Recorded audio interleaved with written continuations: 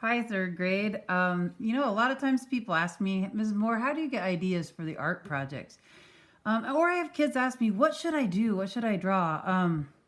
And I'm here to tell you that ideas can come from weird places. Here's one that came from a Google search. And don't ask me why I decided to do this Google search, but my Google search was animals wearing Santa hats. I guess because I'm in the mood for Christmas and I like animals. Your ideas do not always have to come from some serious place. And when I did that, I found a wide variety of crazy animals wearing Santa hats. Including this awesome guinea pig, and I started to look at them, and they were funny. So here's your at-home assignment. Think you'd get a kick out of doing an animal wearing a Santa hat. Let's talk about how to do that.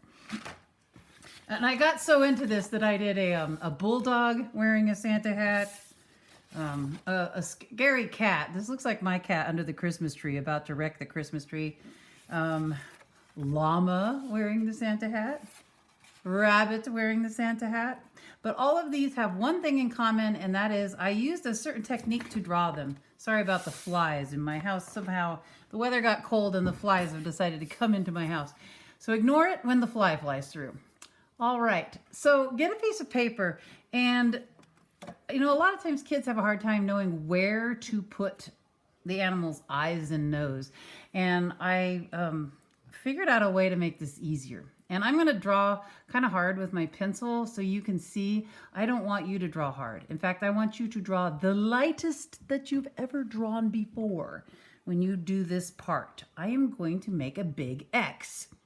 And I'm going to draw it hard. You don't draw hard because you're going to want to erase this X. I'm going to put an X right here, kind of in the middle of my paper. Now, why did you put an X, Mrs. Moore? Because I noticed something about animals' faces. For example, say I am doing a cat or a dog, doesn't matter which. Where the X comes down right here, that's where I'm going to sit the nose. So if I am doing a dog, I can use this X and draw the nose right in there. The other nice thing about having the X there is now I can follow this line up a little ways and I can draw the eye. And I know that my eyes will be the same distance apart because I drew this X. X makes it easy for me to draw. So I'm going to draw a frown for the top of the eye, and I'm going to draw a smile underneath. Almost all animals' eyes are like that. Now I'm going to move straight across the X, and then my frown is going to touch the X. So I'm going to do a frown and a smile, and now I have the other eye, and it's all lined up. I think this might be becoming a rabbit. No. Maybe not sure what kind of dog. If you've ever wondered if I know what I'm drawing while I'm drawing it, the answer is no. Sometimes I have no idea what I'm drawing. And then I do things on my videos like unplug my light so nobody can see. Mrs. Moore is not the best tech person. Here we go. All right, we got the light back. Okay, if I wanted to draw a bulldog, say I want to draw a bulldog, I need to look at a picture of a bulldog. So I would definitely go on and then Google my picture of a bulldog. But what I know about bulldogs is they have big, fat jowls. So let's take a look at my bulldog picture again, the done one.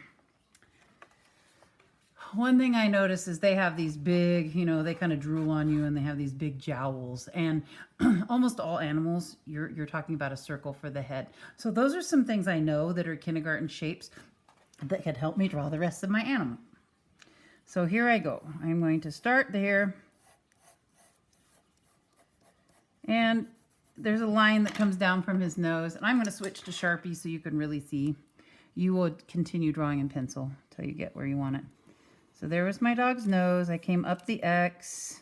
I drew a frown and a smile and a frown. I guess a sideways frown and a smile. So I've got two eyes and a nose. I'm also going to draw a little circle on each eye because those are going to be the highlights of the eye. My bulldog, I know, has a big, huge jowl that goes like that. And I'm curving down and around the nose, almost like I'm making an upside down heart. Dogs have a little bit of a line that come right down from their noses. And then I'm going to connect his jowls to that line. He's got a chin. And if you want to put a little of his tongue hanging out, you'll put a line right there. Now, I'm doing a bulldog here, but the idea of using an X, you can draw anything using this X. You could put a rabbit's nose right here and the eyes. You could put a cat's nose right here and cat's eyes. No matter what animal you're drawing, draw that X really lightly, stick the nose right in the middle of the X and the two eyes on either side, and that will get your eyes and nose lined up. Okay, bulldogs have really wrinkly wrinkles over their eyes. I'm going to give them a couple wrinkles. They're known for that. And I'm not drawing hard shapes here, guys. This is a bunch of frowns, or you could call them rainbow lines. And he needs to have the sides of his face now, so I probably better draw that. Again, curved lines. I'm not doing anything too complicated. I'm using my kindergarten shapes and some lines. And then if your animal's gonna have a Santa hat, that's up to you sort of how you make it look fuzzy. I like to make things look fuzzy by doing this, making little marks. So it looks like the hair on the Santa hat. And that's gonna go around. And then it starts to hit his head here. It's on his head. And if you want, just draw an oval first, and you're going to follow the line of the oval and make these little marks. Your picture is going to go off the page. We're drawing pretty big, and it's okay that it goes off the page. So this Santa hat is going to come up. Whoop! It went off the page here, and come back down on the other side somewhere here. I'm going to make the little puff ball now. Again, I could draw a circle first. And then my little lines go around the circle.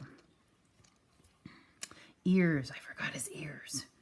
I'm gonna put a curve down because they have kind of droopy ears.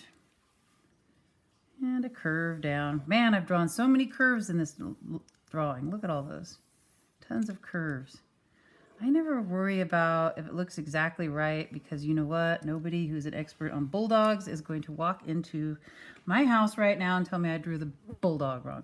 Now you have to decide whether you want him to have a scarf. If you want him to have a nice winter scarf, I just put a bump, and I'm going to draw a really big smile because when a scarf is around someone's neck or around the dog's neck, it's going to curve because you're not flat. The dog is not flat. So I'm going to make a curve, and maybe the scarf is curved. Boy, this is a curved line drawing, isn't it? He's got a striped scarf, and you guessed it, when I go to do the stripes up here, they're gonna curve. Now I'm gonna change directions because this way they're coming this way, but then we get to the middle, it starts to go this way, and now I might go bump, bump. Now my dog has a scarf. Let me put his shoulder, and I'd say that looks pretty good. Here's your opportunity to have some fun with your oil pastels. I'm going to erase my guidelines. And certainly, you do not have to draw a bulldog. I can hear you asking me right now, Mrs. Moore, do I have to draw a dog? No. Like I showed you, you could draw any kind of animal. I would just Google it. Like if you want to draw a llama, Google llama with Santa hat. Here's what I want you to think about in terms of your oil pastels. They're really handy to make your pictures exciting. And I'm going to get mine out and find the white. And I want this to be winter, so in the background, I am going to make little snowflakes with my white oil pastel. Right now, they are quite invisible because I'm drawing with white on white paper, but you can kind of see it. And I'm not making complicated shapes. You will see them appear like magic here in a second. I'm just making some snow, and I have to do this before I paint. Oh, that one was a bad one. Oh, well. You see, I don't ever give up even. I always make mistakes. Making mistakes is normal. That's how you learn. Okay, I've got some snow behind him. I think I'm going to like that. The other thing I might choose to do right now is color in his eyes with the brown oil pastel. When I get to watercoloring this, I don't want to have to worry about getting watercolor in this itty bitty space and then having it go all over the place. So this is a good time to use either crayon or oil pastel. And just go ahead and color in the eyes. I'm using brown. You could use black, whatever you want. That way I don't have to worry about painting this. Painting eyes usually never works out real well. It's very hard to get in there with a tiny, tiny brush. Okay. I might add some yellow. Remember, oil pastels are meant to be layered, meaning put one color over another. And the reason I'm adding yellow is I wanted to make the brown a little lighter. You know, sometimes dogs' eyes have kind of a yellowish look to them. So I'm putting the yellow right on top of that brown. I'm just layering it right on top. There, I like that better. Okay, same thing with his nose. Either gonna color it in. Oh, and I forgot his nostrils. Bulldogs have these big snuffly nostrils. Look like kind of like this. That's one thing about a bulldog. They got those big noses like that. And I might get my black oil pastel and color lightly on the nose. You could also use a crayon. You can't find your oil pastels. The cool thing about oil pastels is I can take my finger now and kind of rub and smooth it out. Okay, I'm ready to paint. I just need my paints. And don't ask me why I started Googling animals with Santa hats. I really have no answer for you. I'm going to paint right over the top of those oil pastel snowflakes I made. And you can see, boom, they appear. It's like magic. It's awesome. And I got to be careful. Notice my brush is up on its point. Because when it's on its point, when I get close to the edges of things, I can go really carefully. And that keeps me from going into places I don't want to with the blue paint, like his ear. Again, I slow down when I get to the edge. Don't ruin a good drawing by getting in a hurry when you're painting. I'm also going to remind you that you should be using more than one color. It's fun. It's fun. It's not because Mrs. Moore is just like, you must do this. I actually enjoy seeing what happens. Like, I just got purple. And seeing what happens when it mixes with the blue. It makes an all new color. And I love that. I love that about watercolors, that you can mix them and they make completely different colors. So enjoy yourself and try out your watercolors. All right, other side.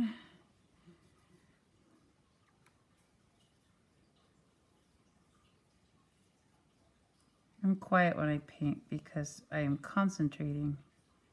If you talk a lot when you paint, then you kind of mess up. Same with drawing. You would draw better if you're quiet or listening to music. I like to listen to music when I draw and paint. But I don't like it when it's noisy or I'm talking.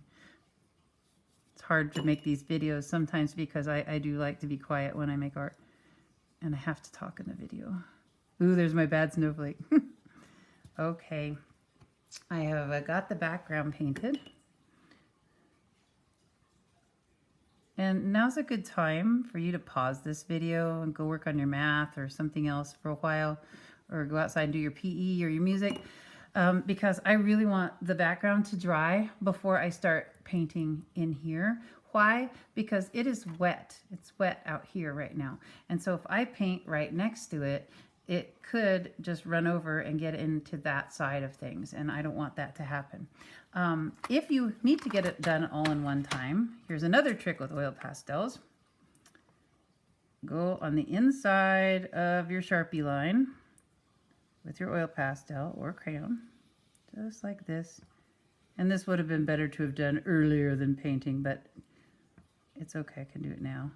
And by drawing that makes, because the oil pastel is oily, and if you're using a crayon, it's waxy, it makes a kind of a wall in between the watercolor there and the watercolor you're about to put here. So that's a cool trick if you ever really just need to get painting and you can't wait for it to dry. I've just outlined that with red. I can go get my red paint now. And without waiting for it to dry, go in the middle. And you see how it's shrinking away from the oil pastel. And that way I know that it's not going to go out and get on my blue sky. So now you know another cool trick with oil pastel.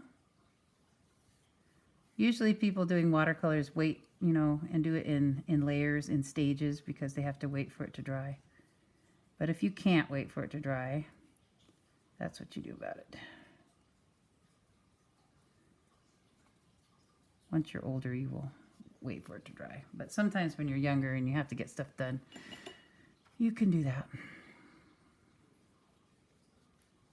Okay, you go ahead and paint your dog or your llama or your cat. I'm going to remind you, there's lots of different animals you could do. Let me move him.